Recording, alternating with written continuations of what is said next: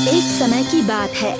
कृष्णपुर नाम के राज्य में मिथिलेश रोज अपने नाई के औजारों का डिब्बा लेकर निकलता और गांव के एक पेड़ के पास बैठ जाता, जहां लोग उससे बाल कटवाने आते थे।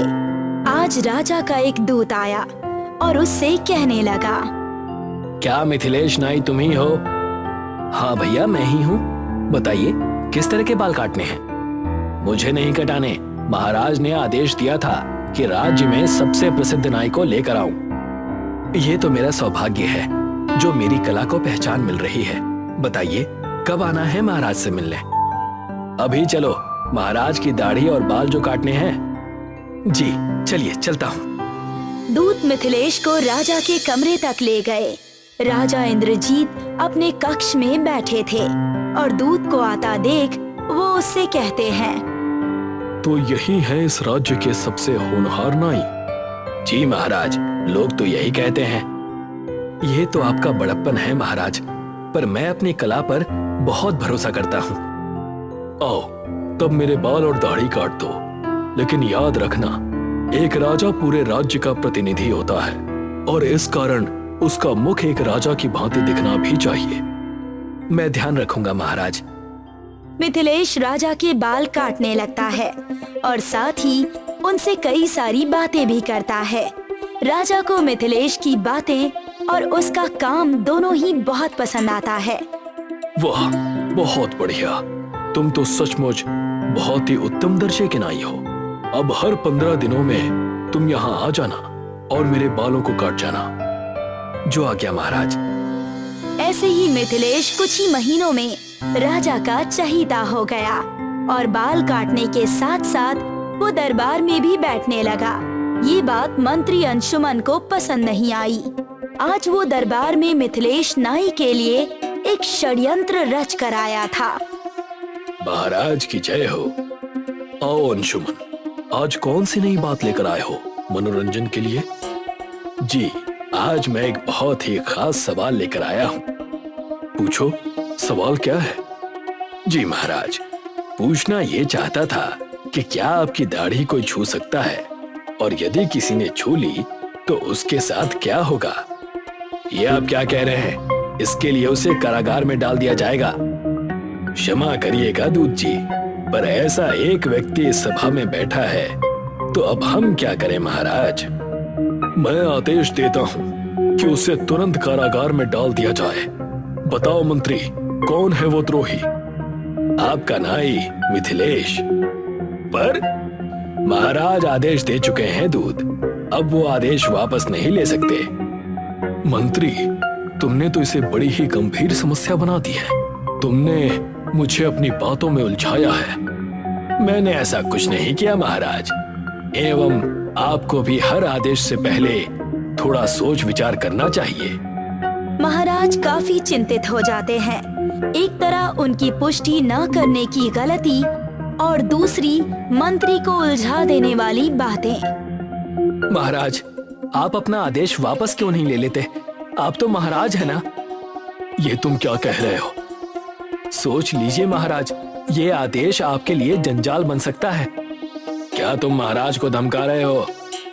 नहीं नहीं नहीं महाराज, आपके राज्य का एक नागरिक होने के नाते मैं न्याय मांगता हूँ। तुम कहना क्या चाहते हो? महाराज, मतलब ये कि आप सिर्फ मुझे इस कर्म के लिए दंड दे रहे हैं। नाई होने के नाते वो मेरा काम था और आप मुझे छोड़ दें। मैं तो बस ये कह रहा हूँ कि और भी लोग हैं जिन्होंने यही अपराध किया है। कौन है वो? नाम बताया जाए। आपके दो नाती। हमने देखा है कि कैसे वो आपकी गोद में चढ़कर आपके बालों और दाढ़ी से खेलते हैं। बहुत चतुर हो नाई, मान गए। तुम्हें कोई दंड नहीं मिलेगा। मैं तो बस जांच रहा था कि ऐसी परिस्थिति में तुम क्या करोगे। पर महाराज, परवर कुछ नहीं मंत्री, तुम्हारी इस हरकत को मैं खेल समझकर माफ कर देता हूँ, पर 1 महीने तक तुम इस दरबार में एक स्त्री की भांति आओगे। जैसा आप कहें महाराज, क्षमा कीजिएगा। और मिथिलेश, मैं तुम्हें 1000 स्वर्ण मुद्राएं तुम्हारी सूझबूझ के लिए तुम्हें भेंट करता हूँ। मिथिलेश सिर झुकाकर प्रणाम करता है। अब मंत्री को अपने बिना सिर पैर वाले षड्यंत्र के लिए सजा मिलती है और मिथिलेश की उपमा राजा की आंखों में बढ़ जाती है। पर मंत्री अंशुमन की जलन की आग और तेज धधक उठी। अपने भवन में आकर वो अपने पिता के पास चला गया। पिताजी, मैं उस नाई को छोड़ूंगा नहीं। आप तो पूर्व मंत्री रह चुके हैं पिछले राजा के कार्यकाल में। आप मेरी मदद कीजिए। परंतु आखिर बात क्या है? अंशुमन ने पूरी घटना अपने पिता घनश्याम को बता दी। उसके पिता बहुत क्रोधित हुए। तुम्हें उस नाई की वजह से एक स्त्री के रूप में जाना पड़ा। मेरे पास एक बहुत ही बढ़िया तरकीब है, ध्यान से सुनो। घनश्याम अपनी तरकीब अंशुमन के कानों में बताता है और अंशुमन की आंखें चमक उठती है। देखते ही देखते 1 महीना पूरा हो गया और आज मंत्री अंशुमन की सजा के अनुसार उसकी साड़ी पहनने का आखिरी दिन था। वो सभा में अपने पिता घनश्याम के साथ आया था। आओ मंत्री, क्या बात है? आज पूर्व मंत्री जी को भी साथ लाए हो? दरअसल पिताजी की अकस्मात मृत्यु हुई और कुछ पल वो स्वर्ग में रुक गए थे। अच्छा, स्वर्ग कैसा था घनश्याम? क्या तुम्हें वहाँ मेरे पूर्वज मिले?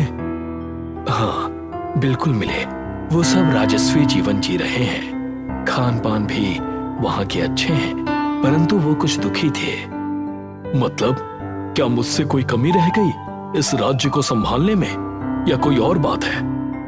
बिल्कुल नहीं महाराज, वो तो आपसे अति प्रसन्न थे। तो बताओ कि आखिर उन्हें क्या परेशानी है? दरअसल महाराज, स्वर्ग में कोई नाई नहीं है और उनकी दाढ़ियां जमीन तक पहुंचती हैं। उन्होंने आपके नाई को स्वर्ग से देखा तो उनकी इच्छा हुई कि आप इस विषय में कुछ करें। अच्छा, पर हम करें क्या? हम तो यहाँ से किसी नाई को भेज नहीं सकते कि हमें मिथिलेश नाई को अग्नि देनी होगी और उनका अंतिम संस्कार करना होगा। पर यह तो हत्या हो जाएगी। नहीं महाराज, ऐसा नहीं है। वो जैसे ही बाल कटा लेंगे वो इन्हें वापस सही सलामत आपके पास भेज देंगे। क्या सच? बिल्कुल सच महाराज। जल्द से जल्द प्रबंध कीजिए आप। ठीक है मिथिलेश, तुम तैयारियां करो और अपने बाल काटने के सारे औजारों के पैसे हमसे ले लो। उन्हें कोई भी दुख मत आने देना। जैसी आपकी इच्छा महाराज, पर मेरी एक विनती है। वो क्या है? मुझे इसकी खबर अपने घर वालों को देनी है और उनके लिए अनाज की व्यवस्था भी करनी है, ताकि जब तक मैं स्वर्ग से ना लौटूं तब तक वो आराम से बिना किसी दिक्कत के और बिना मेरी चिंता के रह सकें। ठीक है, तुम्हें कितना समय चाहिए? 1 महीना महाराज। इतना समय उनके साथ बिताना है, फिर पता नहीं कब मौका मिले। ठीक है मिथिलेश, 1 महीने बाद भेंट होगी। देखते ही देखते 1 महीना बीत गया और सब के सब निश्चित किए गए जगह पर पहुंच गए, जहां एक भूसे और लकड़ी का ढेर था। सिर्फ अंशुमन और घनश्याम वहां मौजूद थे। अब तक महाराज और नाई आए नहीं। मुझे तो लगता है कि वो नाई भाग निकला तो भी अच्छा ही है, और अगर यहाँ आ गया तो उसकी शामत आ जाएगी। सही कहा पिताजी। तभी वहां राजा के साथ मिथिलेश नाई अपने औजारों का डिब्बा लिए आ रहा था। ये देखकर घनश्याम और अंशुमन चौंक गए। पूर्व मंत्री जी, ऐसे चौंक क्यों रहे हैं? नहीं भैया नहीं, बस सोच रहे थे कि अब तुमसे काफी दिनों बाद मुलाकात होगी। महाराज, अग्नि आप दे दीजिएगा। अब मैं इस भूसे में घुस जाता हूँ। मिथिलेश भूसे में घुस गया और महाराज ने कुछ ही देर में आग जला दी। पर आश्चर्य की बात ये थी कि किसी की आवाज ही नहीं आई और ऐसा लगा कि मानो सिर्फ भूसा जल रहा हो। लगता है तुम सही कह रहे थे घनश्याम। अब मिथिलेश स्वर्ग में मेरे पुरखों के बाल काट देगा। बिल्कुल महाराज, बड़े ही आनंद की बात है। महाराज बहुत ही खुश थे और साथ ही दोनों बाप बेटे भी, पर दोनों की खुशी का कारण अलग था। 3 महीने बीत गए पर अब तक नाई लौटा नहीं। राजा को चिंता होने लगी तो तो उन्होंने मंत्री और उसके पिता घनश्याम को बुलाया। महाराज की दाढ़ी और बाल काफी बढ़ गए थे, क्योंकि अब वे किसी और नाई से बाल नहीं कटवा रहे थे। महाराज की जय हो, महाराज की जय हो। ये नाई अब तक लौटा क्यों नहीं? अब तक तो उसे लौटाना चाहिए था। हो सकता है कि उन्हें स्वर्ग कुछ ज्यादा ही रास आ गया हो महाराज। मैंने नाई के इंतजार में बाल नहीं कटाए, पता नहीं वो वहां क्या करने लगा। कोई बात नहीं महाराज, आप दूसरा नाई ढूंढ लीजिए। तभी दरबार में नाई आ गया। मिथिलेश को देखकर घनश्याम और अंशुमन हक्के बक्के रह गए। आओ मिथिलेश, मुझे तो लगा कि तुम्हारी आस में मैं बूढ़ा हो जाऊंगा। क्षमा कीजिएगा महाराज, पर आपके पुरखों ने मुझे वहां रोक ही लिया था।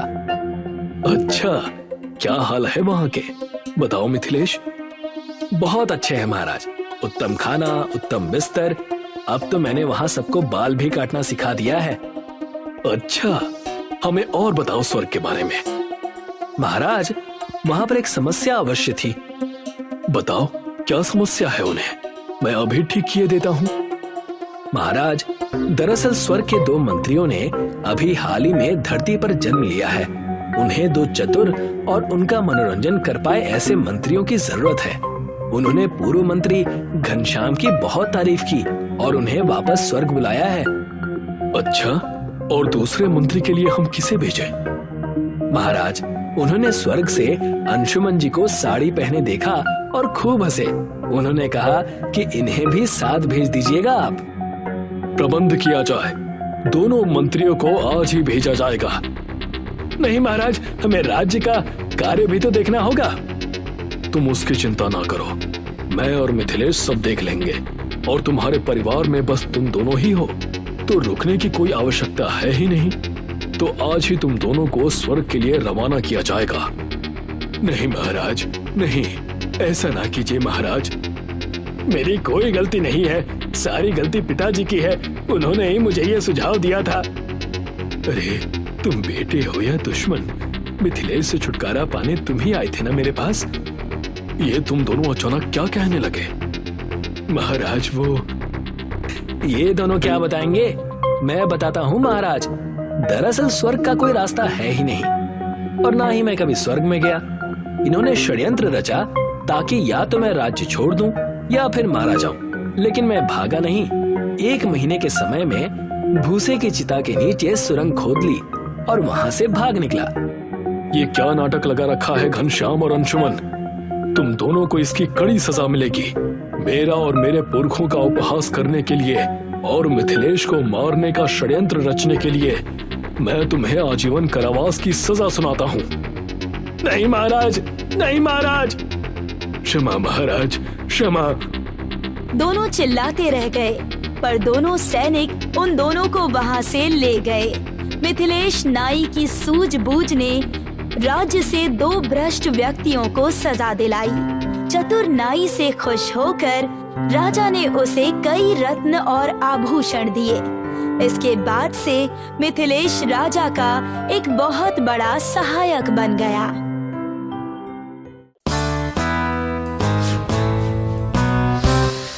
वसई की एक छोटी सी झोपड़ी में पिंटू और उसकी माँ मीना रहा करते थे।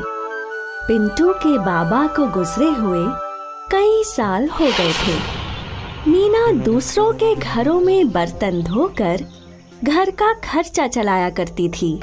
पिंटू और मीना दोनों गरीबी की जिंदगी जी रहे थे। बेटा पिंटू, मैं चाहती हूँ कि कल से तुम स्कूल जाओ और पढ़ाई करो। लेकिन माँ, हमारे घर की परिस्थिति इतनी खराब है, आप मेरी पढ़ाई का खर्चा कैसे उठाएंगी? वो मैं देख लूंगी। बाकी तुम सिर्फ पढ़ाई पे ध्यान दो। वैसे भी सारा दिन यहाँ वहाँ मटर गश्ती ही करते रहते हो। कम से कम अगर तुम स्कूल जाओगे तो भविष्य में तो तुम्हारी जिंदगी संवर जाएगी। ठीक है माँ, लेकिन मैं भी कुछ काम ढूंढकर आपकी मदद करूंगा। हाँ ठीक है। और अगले दिन मीना अपने बेटे को पहली बार स्कूल छोड़ने गई। मीना बहुत खुश थी और अपने बेटे को स्कूल में जाते देख उसके आंसू नहीं रुके।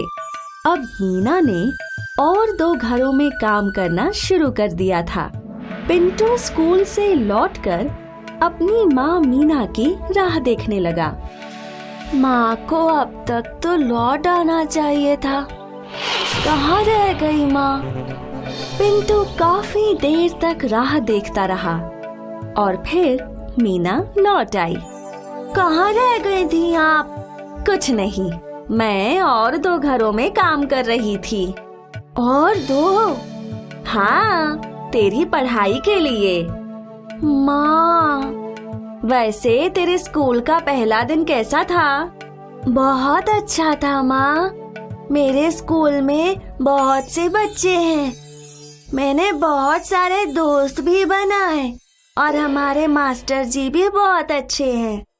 अच्छा है, अच्छा है। तुम अच्छे से पढ़ लिख कर बड़े ऑफिसर बन जाओ। और माँ, मैंने अपने लिए काम भी ढूंढ लिया है। कल से मैं रोज पेपर डालने जाऊंगा, जिससे आपकी कुछ और मदद हो जाएगी। मेरा लाडला। और अगले दिन से पिंटू रोज लोगों के घरों में पेपर डालने लगा।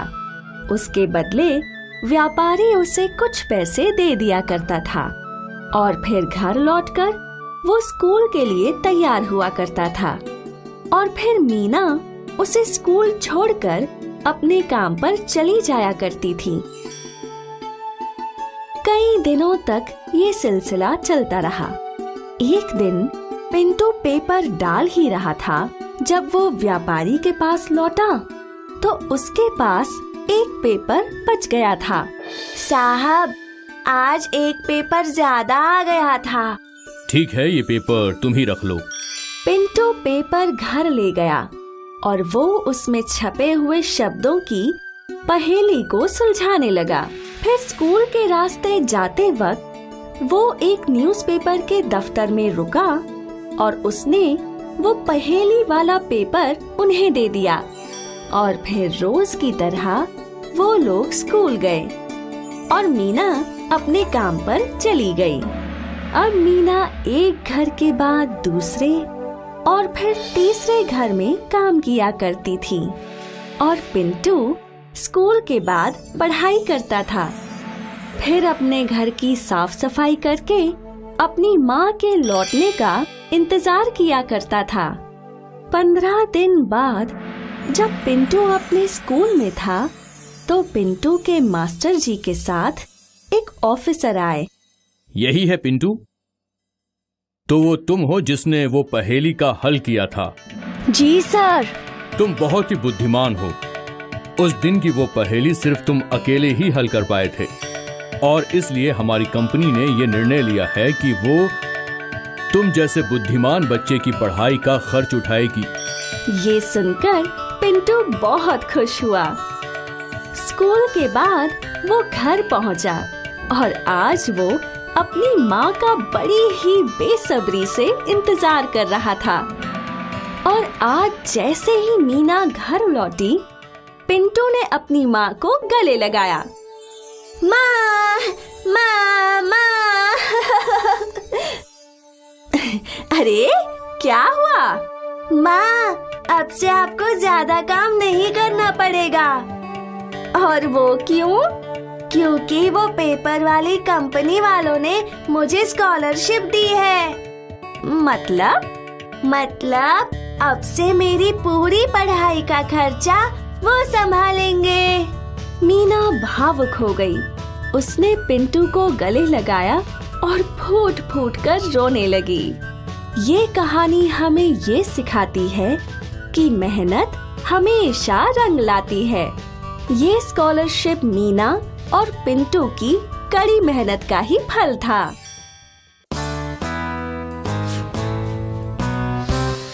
सब्जी ले लो, ताजी ताजी सब्जी ले लो, लाल टमाटर, हरी खुशबूदार सब्जियां।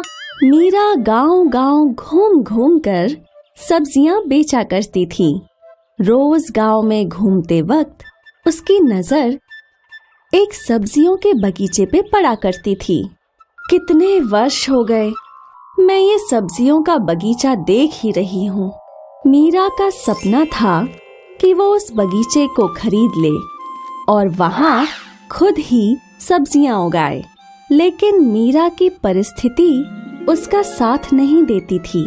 मीरा का एक छोटा बेटा था जिसके पालन पोषण की पूरी जिम्मेदारी मीरा पर थी, क्योंकि मीरा के पति कुछ साल पहले स्वर्ग सिधार गए थे। एक दिन की बात है। सब्जी ले लो, ताजी ताजी सब्जी ले लो, लाल टमाटर, हरी खुशबूदार सब्जियां। तभी सामने से विमला घी वाली आई। अरे ओ मीरा, क्या हाल चाल? सब बढ़िया, तुम बताओ तुम्हारे क्या हाल है? सब ठीक है। तुमने सुना कि वो सब्जियों के बगीचे का मालिक खरीदार ढूंढ रहा है? अगर मेरे पास पैसे होते ना तो मैं आज ही वो बगीचा खरीद लेती। मीरा को वो सब्जियों का बगीचा इतना पसंद था कि वो सीधे बगीचे के मालिक के पास पहुंची। सेठ जी, सुना है आप बगीचा बेचना चाहते हैं? हाँ, अब मैं बुढ़ा हो गया हूँ, बागीचे की देखभाल नहीं कर पाता हूँ, तो इसलिए बेच रहा हूँ। क्या तुम खरीदना चाहती हो? हाँ सेठ जी, पर पता नहीं मैं खरीद पाऊंगी या नहीं। आप इसे कितने में बेचना चाहते हैं? मुझे इसके 500 सिक्के चाहिए। अरे बाप रे, मेरे पास तो सिर्फ 200 सिक्के हैं। 200 सिक्के बहुत कम है। मैं 400 सिक्के के नीचे नहीं बेचूंगा। सेठ जी, अगर मैं आपको अभी ये 200 सिक्के दे दूं और अगले 4 महीने तक हर महीने 50-50 सिक्के दूं, तो क्या आप मुझे ये बगीचा बेच देंगे? सेठ जी ने सोचा। ठीक है, अगले 4 महीने तक तुम्हें मुझे 50-50 सिक्के देने होंगे। मीरा बहुत खुश थी कि जल्द ही उसे उसके सपनों का बगीचा मिलेगा। फिर क्या था, मीरा और ज्यादा मेहनत करने लगी। उसने रोज ज्यादा सब्जियां खरीदकर बेचना शुरू किया, जिससे उसे ज्यादा पैसे मिलने लगे। रोज मीरा पाई पाई जोड़ने लगी। अब शाम के समय मीरा गांव में घूम घूम कर फरसान भी बेचा करती थी। 1 महीने बाद मीरा ने सेठ जी को 50 सिक्के दिए। मीरा बहुत खुश थी। मीरा ने अपनी मेहनत जारी रखी और वो सुबह सब्जियां और शाम में फरसान बेचा करती थी। देखते ही देखते मीरा ने अगले 4 महीने में सेठ जी को सारे पैसे दे दिए। बहुत बढ़िया मीरा, अब ये बागीचा तुम्हारा हुआ, इसका अच्छे से ख्याल रखना। मीरा ने अपना बगीचा खरीदने का सपना पूरा कर लिया। अब मीरा अपने खुद के बगीचे में सब्जियां उगाया करती थी और दूसरे सब्जी वाले उससे सब्जियां खरीदा करते थे। मीरा के परिश्रम ने उसकी जिंदगी बेहतर बनाई। उसका बेटा भी अब अच्छे स्कूल में पढ़ने लगा और मीरा की जिंदगी सुखद हो गई। इसलिए कहते हैं, मेहनत करने वालों की हार नहीं होती।